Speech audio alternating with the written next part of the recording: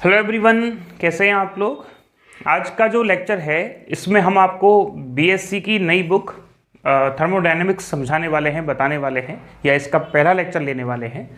ये हमारे RPSC first grade syllabus का तीसरा बुक है। इससे पहले हम दो बुक इलेक्ट्रॉनिक्स और वेव एंड ऑस्किलेशन कंप्लीट करवा चुके हैं, जिसके टेस्ट अभी चल रहे हैं। आरपीएससी फर्स्ट ग्रेड में जो थर्मोडायनेमिक्स है, इससे हमेशा, चाहे आप 2011 का पेपर देखें, चाहे 2013 का पेपर देखें, 15 का पेपर देखें, या लास्ट वैकेंसी जो 2018 में हुई है, 18 में हुई है, उसका पेपर देखें, आपको ये पता लगेगा कि थर्मोडायनेमिक्स में केवल 6 क्वेश्चन पूछे जा रहे हैं। ना तो 5 क्वेश्चन होते हैं ना 7 होते हैं, अब तक केवल 6 क्वेश्चन ही पूछे गए हैं। और 6 क्वेश्चन में भी ये आइडिया लगाया जा सकता है कि किस पोर्शन से कितने क्वेश्चन बन रहे हैं। आप सिलेबस को देखोगे तो आपको पता चलेगा कि थर्मोडायनेमिक्स के सिलेबस में 3 पोर्शन हैं। पहला पोर्शन है मैक्सवेल वेलोसिटी डिस्ट्रीब्यूशन का, जिसमें कई सारे ट्रांसपोर्टेशन फिनोमिना हैं, विस्कोसिटी का है, थर्मल कंडक्टिविटी का है, इसके अलावा मैक्सवेल रिलेशंस हैं। तो वहाँ से 2 क्वेश्चन पूछे जाते हैं। और चांसेस जो हैं वो किस टॉपिक के हैं वो अभी लेक्चर जब चालू होंगे तो आपको बता दिया जाएगा। जैसे मैक्सवेल जो इक्वेशंस हैं वो इंपॉर्टेंट हैं, ट्रांसपोर्टेशन फिनोमिना है उसमें विस्कोसिटी इंपॉर्टेंट है, प्रेशर के साथ डिपेंडेंस इंपॉर्टेंट है। तो इस तरह की बातें आपको बता दी जाएंगी। इसके अलावा जो सेकंड टॉपिक है वो है प्रोडक्शन ऑफ लो टेम्परेचर, जिसमें आपको किसी भी प्रोसेस को फॉलो करते हुए, चाहे आप जूल थॉम्सन इफेक्ट को फॉलो करें, चाहे आप रीजनरेटिव कूलिंग को फॉलो करें, चाहे आप एडियाबेटिक डायमैग्नेटिज्म को, मतलब रुद्धोष्म विचुंबकन को फॉलो करें, तो इसकी हेल्प से आपको क्या करना है, लो टेम्परेचर क्रिएट करना है। और इससे आपके 2 क्वेश्चन पूछे जाते हैं, जिसमें हीलियम का नाम का टॉपिक भी जोड़ा गया है। तो ध्यान रखना, आरपीएससी फर्स्ट ग्रेड में 3 सालों में 13, 15, 18 में रीजनरेटिव कूलिंग जो है, पुनर्निवेशी शीतलन, इससे लगातार क्वेश्चन पूछा गया है। तो इससे एक आइडिया लगाया जा सकता है कि एडियाबेटिक डायमैग्नेटिज्म जो प्रोसेस है, ये जो जूल थॉम्सन इफेक्ट है, वो इम्पॉर्टेंट है। हालांकि जो टॉपिक 2022 में यदि आपका एग्जाम होता है तो उसके बेस पे लगवा दिया जाएगा कि कौन सा इंपॉर्टेंट है। लास्ट जो टॉपिक है, लास्ट जो पोर्शन है आपके थर्मोडायनेमिक्स का, वो है Fermi Dirac statics, FD statics, Planck radiation वगैरह का है। तो उससे 2 क्वेश्चन आपके पूछे जाते हैं, चाहे वो माइक्रो और माइक्रो स्टेट से आए, फेज स्पेस से आए, या किसी भी और चीज़ से आए। तो आपको पता चल जाता है थर्मोडायनेमिक्स हो सकता है आपके लिए एक स्कोरिंग सब्जेक्ट हो, क्योंकि 6 क्वेश्चन आते हैं, एक क्वेश्चन 2 मार्क्स का है, तो 12 नंबर आपके इसमें मिल सकते हैं। ऐसा नहीं है कि बहुत इजी है, हाँ ये कह सकते हैं कि इसके कॉन्सेप्ट जो हैं वो बहुत ज़्यादा लेंदी, बहुत ज़्यादा परेशानी करने वाले नहीं है। यदि आप एक बार समझ लोगे तो हो सकता है कि इन फ्यूचर में आप इसका हर एक क्वेश्चन अटेम्प्ट कर पाओ। ठीक है, चलिए ऐसी बातें तो और भी हम करते रहेंगे। तो पहला जो टॉपिक हम ले रहे हैं, जहाँ से हम थर्मोडायनेमिक्स की शुरुआत करेंगे, वो है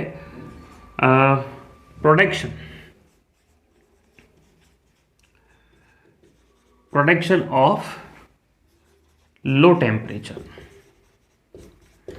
हाँ जी, न्यून टेम्परेचर का या न्यून ताप का उत्पादन, प्रोडक्शन ऑफ लो टेम्परेचर। सबसे पहले हम ये मानते थे, थोड़ा सा इसका बेसिक बताएं। सबसे पहले हम ये मानते थे कि हमारे पास जो आइस है, जो बर्फ़ है पानी वाली, वो सबसे ज़्यादा कम टेम्परेचर वाली है। लेकिन धीरे धीरे ये पता चला कि यदि आप आइस में साल्ट मिला दोगे, नमक मिला दोगे बर्फ़ में, तो वो और ठंडा हो जाता है, उसका टेम्परेचर जो है वो और डाउन हो जाता है। इसी पैटर्न पे हमारे कई सारे फिजिक्स के फिनोमिना ऐसे हैं, कई सारे ऐसे घटनाएं हैं जिनको देखने के लिए, जिनको समझने के लिए, जैसे सुपर कंडक्टर। अब सुपर कंडक्टिविटी लोअर टेम्परेचर पे ही बिहेव करती है, तो वहाँ लोअर टेम्परेचर का रिक्वायरमेंट है। तो इस वजह से लोअर टेम्परेचर प्राप्त करने की हमने कई सारे मेथड्स फाइंड आउट किए, जिसमें से कुछ मेथड्स हमारे आरपीएससी फर्स्ट ग्रेड में पूछे जाएंगे। पहला कौन सा है, जूल थॉम्सन इफेक्ट। दूसरा कौन सा है, रीजनरेटिव कूलिंग। अगला है एडियाबेटिक प्रोसेस से, और नेक्स्ट है एडियाबेटिक डायमैग्नेटिज्म। तो ये 4 कूलिंग प्रोसीजर हैं। धीरे धीरे एक एक करके पढ़ेंगे। और जो इम्पॉर्टेंट टॉपिक है वो है जूल थॉम्सन इफेक्ट। हो सकता है आपको आता भी हो, लेकिन हम चालू करते हैं। तो पहला टॉपिक डाल दो आप, joule Thompson expansion. Joule Thompson expansion, और हिंदी में कहेंगे इसको जूल थॉम्सन प्रसार। ठीक है, हाँ जी। इसमें करते क्या है, जूल थॉमसन प्रसार में एक हायर प्रेशर मतलब उच्च दाब वाले क्षेत्र से निम्न दाब वाले क्षेत्र की तरफ किसी गैस को छोड़ते हैं। तो जब गैस को यदि हम पास करते हैं इस रीजन से, हायर प्रेशर वाले रीजन से लोअर प्रेशर वाले रीजन में, जब किसी गैस को एक छोटे से होल से पास किया जाता है तो वहाँ उसका टेम्परेचर चेंज हो जाता है। कई सारी गैसेस में टेम्परेचर बढ़ता है, कई सारी गैसेस में टेम्परेचर घटता है। अब घटता किस में है, बढ़ता किस में है और चेंज किस में नहीं होता, इसके बारे में बात करेंगे। लेकिन जूल थॉमसन एक्सपेंशन का, जूल थॉमसन इफेक्ट का क्या मतलब है कि जब किसी, आप लिख लो ये बात, हम लिखवा देते हैं, जब किसी गैस को उच्च दाब, हायर प्रेशर, उच्च दाब वाले क्षेत्र से निम्न दाब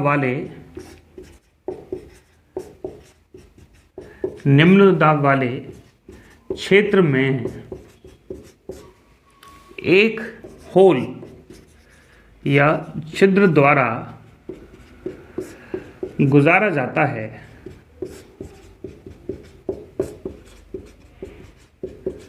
तो गैस का ताप मतलब टेम्परेचर परिवर्तित होता है। इसे जूल थॉमसन एक्सपेंशन, हम ऐसे लिख रहे हैं इसको, जूल थॉमसन एक्सपेंशन या सॉरी जूल थॉमसन इफेक्ट कहेंगे, जूल थॉमसन प्रभाव कहते हैं। तथा गैस के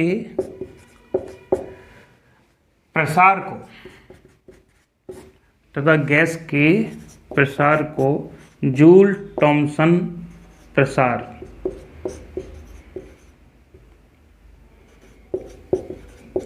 ये लो जी, ये हो गया जूल थॉमसन एक्सपेंशन। बात आया समझ में।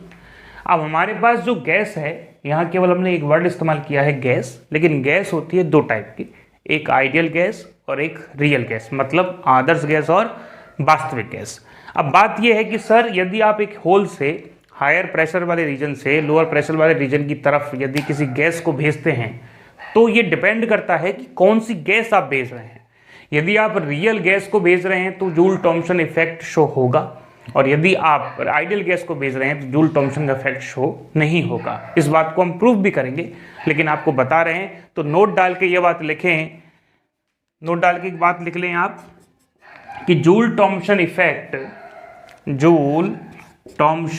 इफेक्ट केवल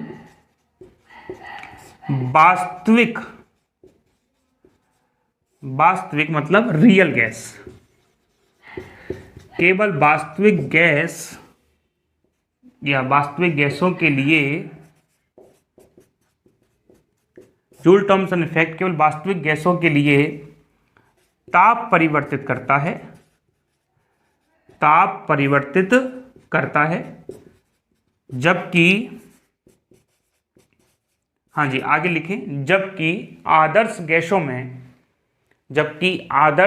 गैसों में जूल थॉमसन इफेक्ट नहीं होता है, अर्थात ताप परिवर्तित नहीं होता है। जैसा गैस को आप हायर प्रेशर से लोअर प्रेशर की तरफ भेजोगे वैसी गैस निकल जाएगी, उसमें कोई भी टेम्परेचर का चेंज नहीं होगा। बात आया समझ में? चलिए यहाँ तक बात ठीक है, ओके। अब बात ये आती है कि सर रियल गैस जो है, आपने कहा जो वास्तविक गैस है वो क्यों JTE Joule Thomson effect show करती है। आपने कहा ना अभी कि केवल वास्तविक गैसें ही ताप परिवर्तित कर सकती हैं, जूल थॉमसन इफेक्ट को शो कर सकती है, लेकिन आइडियल गैस नहीं करती। आइडियल जो गैस है मतलब आदर्श गैस है वो JTE को शो नहीं करती और ये करती है। ऐसा क्यों है, क्या रीज़न है? ऐसा रीज़न भी एग्जाम पेपर में पूछा जा सकता है, वैसे तो आपको आता होगा लेकिन फिर भी समझा रहे हैं। इसका कारण क्या है? यदि एक शब्द में आंसर दिया जाए या एक लाइन में आंसर दिया जाए तो ये कहेंगे कि सर रियल गैस में इंटरमोलिकुलर फोर्स होता लगता है या इंटरमोलिकुलर बंध होते हैं, जिनके कारण जब वो खींचते हैं तो एक फोर्स लगता है।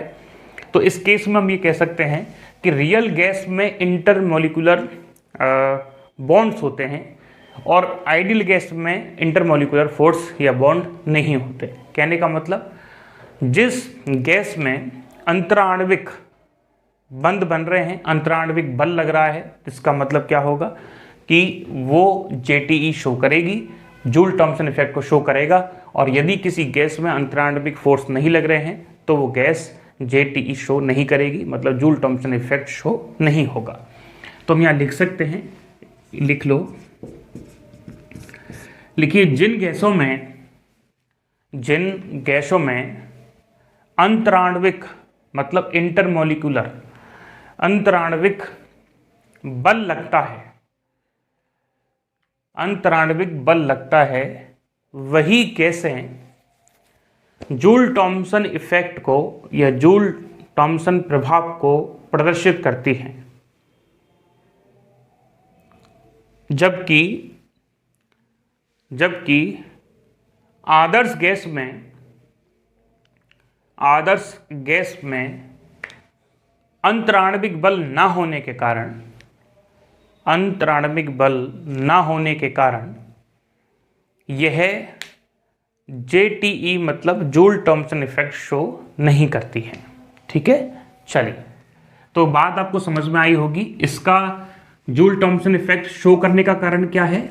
इंटर मॉलिक्यूलर फोर्स जो इनके पार्टिकल्स के बीच में, मॉलिक्यूल्स के बीच में लगता है। और इसका कारण क्या है? ये फोर्स जो है यहाँ नहीं लगता है।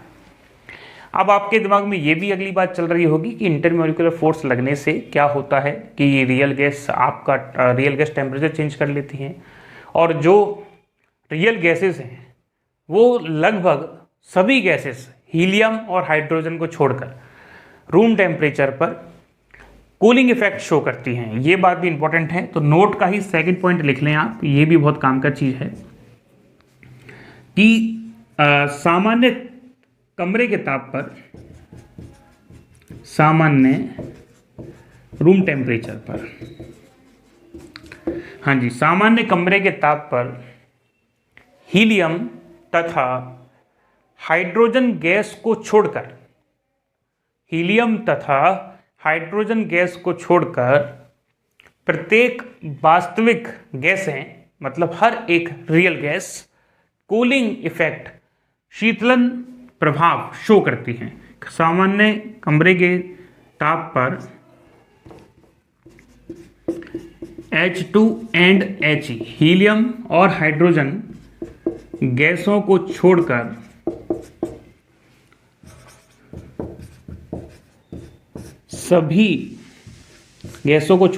सभी वास्तविक गैसें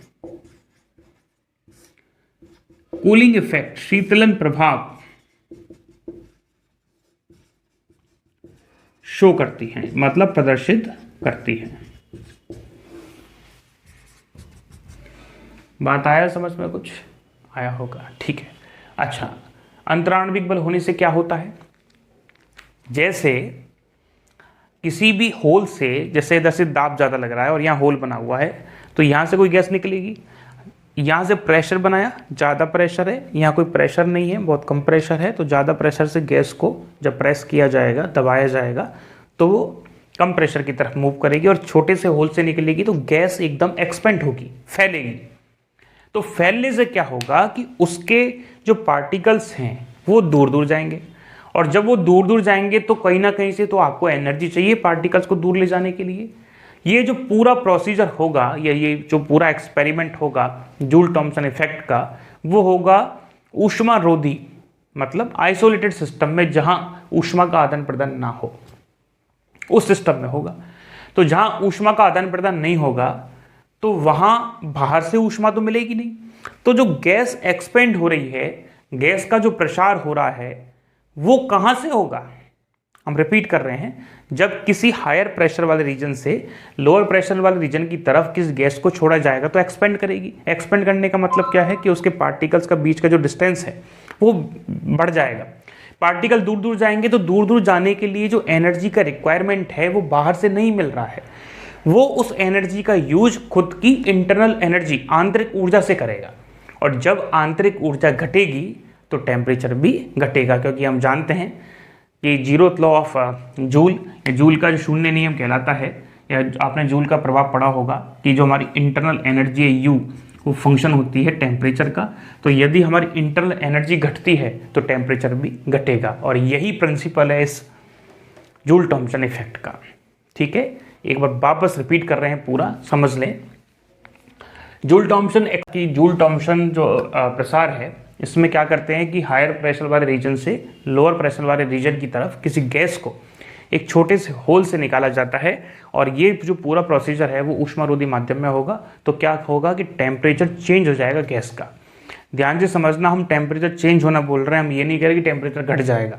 क्यों? क्योंकि हमारे पास H2 और He ऐसे अपवाद हैं जिसका यदि आप रूम टेम्परेचर पे जूल थॉम्पसन इफेक्ट करोगे तो उनका टेम्परेचर बढ़ जाता है, मतलब तापन प्रभाव, हीटिंग इफेक्ट शो होता है।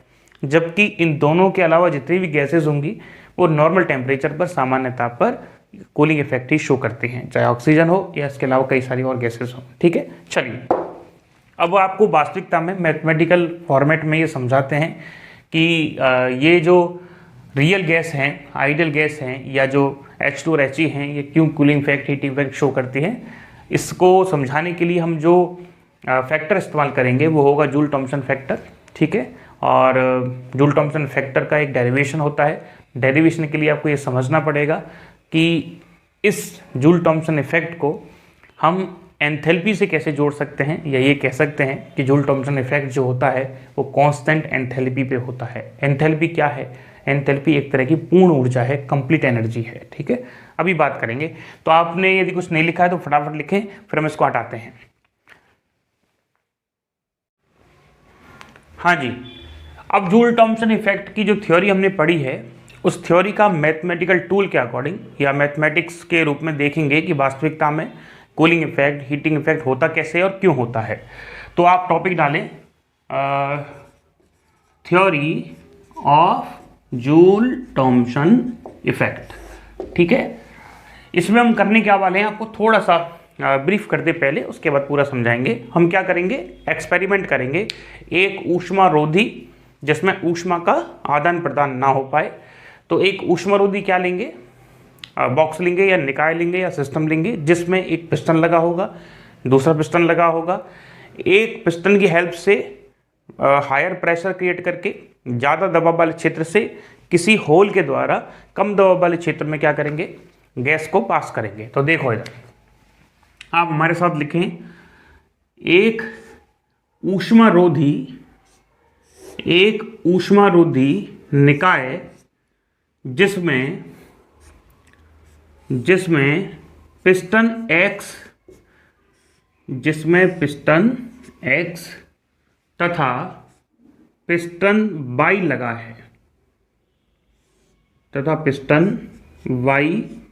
है,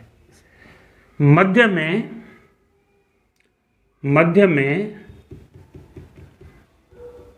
एक सरंध्र डाट, लिख लें आप बोर्ड से,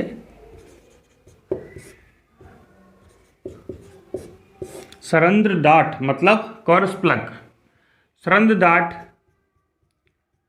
P लगी है, सरंध्र डाट P लगी है। हाँ जी, इधर देखें, ये है पिस्टन X, ये है पिस्टन Y, ये है कॉर्स प्लग मतलब सरंध्र डाट जिसमें छोटे छोटे होल हैं, और यहाँ क्या है? गैस भरी हुई है। ठीक है, चलिए तो हमारे पास दो पोर्शन है। पहला ये है जो दूरी पे है X, क्योंकि इसमें गैस भरी हुई है। ये छोटे छोटे डॉट हो गए, होल हो गए। ये पिस्टन क्या है कि पूरी तरह से बंद है, हालांकि ये पिस्टन आगे तक है लेकिन फिर डायग्राम शो नहीं हो पाता, इस वजह से हमने थोड़ा सा दूर बना रखा है। ये पिस्टन बिल्कुल इस पोजीशन पे है, P वाली पोजीशन पे। हम क्या करेंगे? यहाँ से इस पिस्टन को दबाएंगे। तो पिस्टन कैसा है? फ्रिक्शनलेस है, कोई घर्षण नहीं है, तो एनर्जी का लॉस होगा नहीं। तो इसको हमने दबाया और दबा के यहाँ तक ले आए, तो सारी गैस क्या होगी? बाहर निकलेगी यहाँ से, और ये पिस्टन कहाँ आ जाएगा? अब ये पिस्टन आ जाएगा यहाँ, ये पिस्टन यहाँ आ जाएगा, ठीक है। ये लो जी, यहाँ पहुँच गया, हम मान लेते हैं। बात आया समझ में? ये गैस अब यहाँ थी, यह है पहला भाग और यह है दूसरा भाग। जब गैस यहाँ थी तो दाब था P1, ताप था T1 और वॉल्यूम था B1। इसका वॉल्यूम कितना है जी? B1। जब गैस को पास कर दिया गया है, पिस्टन यहाँ पहुँच गया है, तो गैस अब पहुँच गई यहाँ और इसके पार्टिकल थोड़े दूर दूर हैं। तो बताइए अब यहाँ वॉल्यूम कितना हो गया जी? V2, pressure P2, time T2। आया समझ में? तो सबसे पहले हमने क्या किया? पिस्टन X को दबाया, किसके ऊपर? गैस के ऊपर। तो पिस्टन के द्वारा गैस पर किया गया कार्य कैलकुलेट करेंगे। क्या करेंगे? पिस्टन के द्वारा गैस पर किया गया कार्य। ये बात तो आपको पता होगी कि गैस पर जब कार्य किया जाता है तो वो नेगेटिव होता है और गैस द्वारा कार्य किया जाता है तो पॉजिटिव होता है। ऐसा क्यों? देखो, हम पढ़ के आए हैं सर dW बराबर PdV, और हमने ये भी पढ़ा है कि W निकालना है तो PdV कर दो। आपको W किस सिस्टम में निकालना है सर? इस पोर्शन में निकालना है, पहले वाले में। तो प्रेशर भी कौन सा आएगा? पहले वाला। और जब पहले वाले पोर्शन में हुआ क्या है सर? पहले वॉल्यूम था B1, ओके, लेकिन जब हमने इसको दबा दिया, ये यहां पहुंच गया, सारी गैस इधर चली गई, तो वॉल्यूम कितना हो गया? अब 0। ठीक है, क्या लिखेंगे जी? P1 बाहर और dV का जो इंटीग्रेशन है वो B आएगा, B1 और 0। तो क्या पता लगेगा? W1 बराबर माइनस, चलो एक बार और लिख देते हैं, P1 0 minus B1 equal to minus P1 B1। बात आया समझ में? आ गया सर। चलो ये बताओ अब हमको, इसमें क्या होगा? W2 निकाल देते हैं। अब क्या हो रहा है? गैस के द्वारा पिस्टन को खिसकाया जा रहा है, तो क्या लिखेंगे? पिस्टन Y द्वारा, या पिस्टन Y पर गैस द्वारा किया गया कार्य। ध्यान रखना इस बात को, हमेशा गैस कार्य करेगी तो पॉजिटिव आएगा। W2 बराबर इंटीग्रेशन, पहले कितना था जी वॉल्यूम? 0, अब कितना हो गया? V2 P dV। तो सीधा सीधा W2 बराबर क्या लिख सकते हैं? P2 V2, क्योंकि दूसरे पोर्शन में प्रेशर कितना है? P2। अच्छा, कार्य का डिफरेंस क्या है? कार्य का डिफरेंस है डेल्टा W बराबर W2 minus W1 minus P2 V2। हाँ जी, कार्य का डिफरेंस नहीं, total work P1 B1, total work है ये W2 प्लस W1, तो P2 V2 minus P1 B1। यहाँ इसको ऐसा भी लिख सकते हो, माइनस P1 B1। तो क्या आ जाएगा? P2 V2 minus P1 B1। Okay, हमने फर्स्ट लॉ ऑफ थर्मोडायनेमिक्स पढ़ा है। फर्स्ट लॉ ऑफ थर्मोडायनेमिक्स क्या पढ़ा है जी? हमने पढ़ा है कि सर दी गई ऊर्जा या दी गई ऊष्मा दो काम करती है। एक तो उसके इंटरनल एनर्जी में चेंज करती है और एक वर्क करती है। लेकिन हमने साफ साफ कहा है कि आपका जो व्यवस्था है कैसी है? ये है ऊष्मारोधी। क्या है ये? ऊष्मारोधी, अर्थात ऊष्मा का आदान प्रदान नहीं होता। यदि ऊष्मा का आदान प्रदान नहीं होगा तो डेल्टा क्यू बराबर क्या आ जाएगा? 0। तो हम यहाँ क्या लिख सकते हैं? हम लिख सकते हैं 0 बराबर, हाँ जी, du प्लस डेल डब्ल्यू। हाँ जी, du को हम लिख सकते हैं u2 माइनस u1। सर ये कैसे लिख दिया? और ये क्या है? P2 B2 minus P1। Sir ये क्या है? U2 माइनस U1 मतलब इंटरनल एनर्जी में चेंज है। कैसे?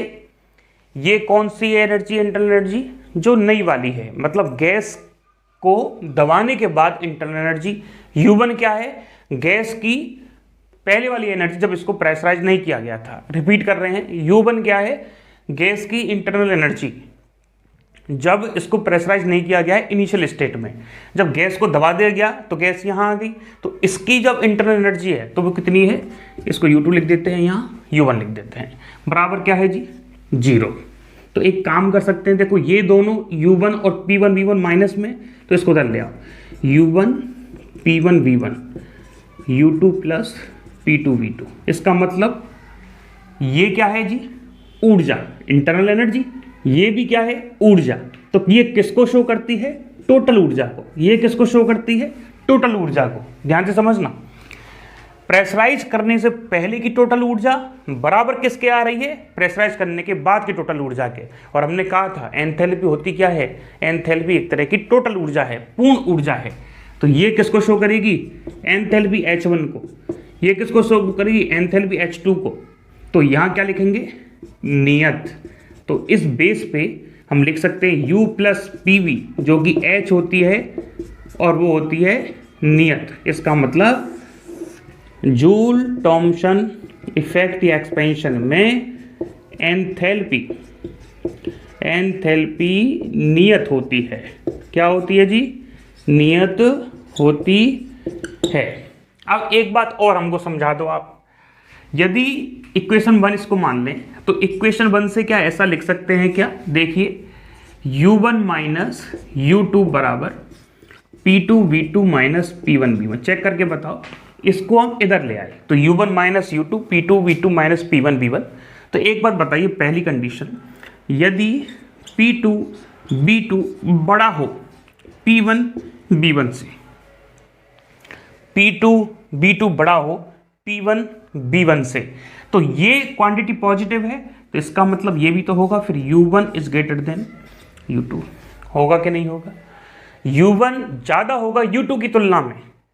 और इंटरनल एनर्जी जो होती है U, वो सीधा सीधा रिलेट करती है टेम्परेचर से। आपने पढ़ा होगा जीरोथ लॉ में, वो कहता है कि इंटरनल एनर्जी डिपेंड करती है टेम्परेचर पर। जैसे समतापी मतलब आइसोथर्मल प्रोसेस पढ़ते हैं, आइसोथर्मल प्रोसेस का मतलब क्या होता है, T बराबर कॉन्स्टेंट। कब होता है ये, आइसोथर्मल में, समतापी प्रक्रम में। और समतापी प्रक्रम में हम ये भी करते हैं du बराबर 0। क्यों, क्योंकि इंटरनल एनर्जी चेंज ही टेम्परेचर की वजह से होती है। तो यहाँ जैसे ही आपने P2 V2 ज़्यादा किया, P1 V1 कम है, तो जैसे ये ज़्यादा होगा तो ये कहाँ, ये पॉजिटिव, और यदि ये पॉजिटिव तो ये भी पॉजिटिव। पॉजिटिव का मतलब U1 बड़ा है U2 से। तो इंटरनल एनर्जी कौन सी ज़्यादा है, U1 वाली, कम कौन सी है, U2 वाली। ये भी तो कह सकते हैं कि टेम्परेचर कौन सा ज़्यादा है, U1 वाला, कम कौन सा है, U2 वाला, क्योंकि इंटरनल एनर्जी टेम्परेचर को रिलेट करती है। तो हम क्या लिख सकते हैं, इस स्थिति में गैस का शीतलन होगा। क्या होगा जी, शीतलन होगा, क्योंकि हमारे पास जो बाद में प्रेशराइज होने के बाद इंटरनल एनर्जी मिल रही है उसकी वैल्यू कम है, मतलब उसका टेम्परेचर कम है, किसकी तुलना में, प्रीवियस स्टेट की तुलना में शीतलन होने वाला है। चलिए यहाँ तक आप लिख लीजिए, फटाफट यहाँ तक नोट करें, उसके बाद और कंडीशन लिखवाते हैं आपको, जल्दी करें। हाँ जी, देखिए नेक्स्ट कंडीशन लेते हैं, कंडीशन नंबर 2। और कंडीशन 2 में क्या है, दैट इज P2 V2 बराबर कर देते हैं P1 V1 के। क्या कर दिया है इस बार हमने, P2 V2 बराबर कर दिया P1 V1 के। तो ये बराबर है तो 0 हो गए। इसका मतलब क्या रिजल्ट आया हमारे पास, इसका मतलब रिजल्ट आया सर U1 माइनस U2 बराबर 0 और U1 बराबर U2। इसका मतलब पुरानी आंतरिक ऊर्जा और बाद में जो आंतरिक ऊर्जा है ये दोनों बराबर हैं। इसका मतलब दोनों का ताप बराबर है। जब गैस को छोटे से होल में से पास करने के बाद टेम्परेचर चेंज होगा ही नहीं। क्यों नहीं होगा चेंज, क्योंकि एनर्जी चेंज नहीं है। रिपीट करें, यदि आपने गैस को हायर प्रेशर से लो प्रेशर की तरफ एक छोटे से होल से पास किया तो उसके इंटरनल एनर्जी चेंज नहीं हुई। इंटरनल एनर्जी चेंज ना होने का मतलब क्या है, पहले जितनी इंटरनल एनर्जी थी, जितनी आंतरिक ऊर्जा थी, बाद में भी उतनी है। और इंटरनल एनर्जी रिलेट करती है टेम्परेचर को, तो पहले जितना टेम्परेचर था बाद में भी उतना टेम्परेचर है। टेम्परेचर में कोई चेंज नहीं हुआ। जब टेम्परेचर में ही चेंज नहीं हुआ तो जूल इफेक्ट काम ही नहीं करेगा। तो इसका मतलब क्या है, इस स्थिति में ताप परिवर्तित नहीं होता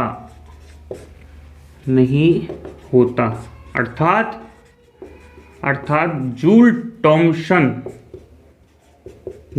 थॉमसन प्रभाव प्रेक्षित नहीं होता। और ऐसा कहाँ होता है? आदर्श गैसों में।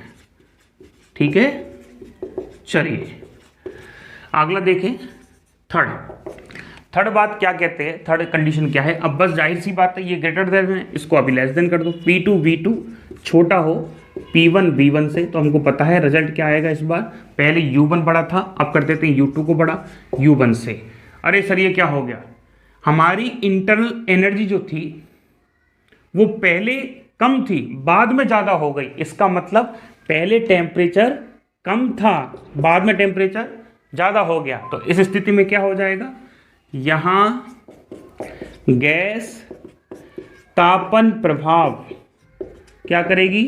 तापन प्रभाव प्रदर्शित करेगी। ये लो जी, आगे बस समझ में आता है। चलो, तो ये बात हमको पता लग गई। एक तो ये हमेशा ध्यान रखना, ये जूल थॉमसन से क्वेश्चन इस बार बन सकता है, क्योंकि 2011 से लेके अब तक जूल थॉमसन से क्वेश्चन नहीं आया है। हालांकि जो रीजनरेटिव कूलिंग है, पुनर्निवेशी शीतलन है, जिससे 3 साल से लगातार क्वेश्चन आ रहा है, सेम पैटर्न पे आ रहा है, सेम फॉर्मूले पे आ रहा है, वो भी इसी का ही एक टाइप है, जूल थॉमसन इफेक्ट का। लेकिन फिर भी बेसिकली इसी से कोई क्वेश्चन नहीं आया है, तो हो सकता है इस बार आ जाए। ये ध्यान रखना, जूल थॉमसन इफेक्ट में एंथैल्पी कांस्टेंट रहती है। टेम्परेचर जूल थॉमसन के बाद घट भी सकता है, बढ़ भी सकता है, डिपेंड करेगा कौन सी गैस है। आदर्श गैस है तो कोई टेम्परेचर चेंज नहीं होगा। यदि वास्तविक गैस है तो टेम्परेचर बढ़ेगा भी, घटेगा भी। घटेगा किसका? सभी गैसों का। बढ़ेगा किसका? तापन प्रभाव कौन शो करेगा? हाइड्रोजन और हीलियम। सबको लिखवाएंगे एक बार, ठीक है? फटाफट नोट कर लें इसको। उसके बाद फिर हम चालू करते हैं अगला कार्यक्रम। अगला है जूल थॉमसन गुणांक, मतलब जूल थॉमसन फैक्टर। और जूल थॉमसन फैक्टर को शो करते हैं म्यू एच से। आपको सबको पता भी होगा, पर हम एक बार और शो कर देते हैं। हाँ जी, डेफिनेशन क्या है? नियत एंथैल्पी पर, लिख ले सब, नियत एंथैल्पी पर, हाँ जी, ताप में, नियत एंथैल्पी पर ताप में दाब के साथ परिवर्तन, नियत एंथैल्पी पर ताप में दाब के साथ परिवर्तन, ताप में परिवर्तन को, हाँ जी, जूल, ऐसे लिख देते हैं, जूल थॉमसन फैक्टर कहते हैं। सर कैसे शो करेंगे? देखिए, बहुत इंपॉर्टेंट है। म्यू एच बराबर, म्यू एच मतलब क्या है? Joule Thomson factor. किस में चेंज है सर? ताप में। किसके कारण चेंज है? नियत ताप में दाब के साथ। डेल पी किस स्थिति में? जब एच क्या हो? कांस्टेंट, बराबर, इसको लिखते हैं 1/Cp T del V upon del T minus B. ये होता है हमारा म्यू एच। इसको बिल्कुल याद कर लेना है आपको। इसको क्या करना है? इसको बिल्कुल याद कर लेना है। म्यू एच बराबर, देखो हमेशा याद रखना, कभी ये डेफिनेशन भूल जाओ। ताप में दाब के साथ परिवर्तन कब? जब नियत एंथैल्पी हो। तो 1/Cp, ये क्या है? Specific heat at constant pressure. 1 second, call आ रहा है।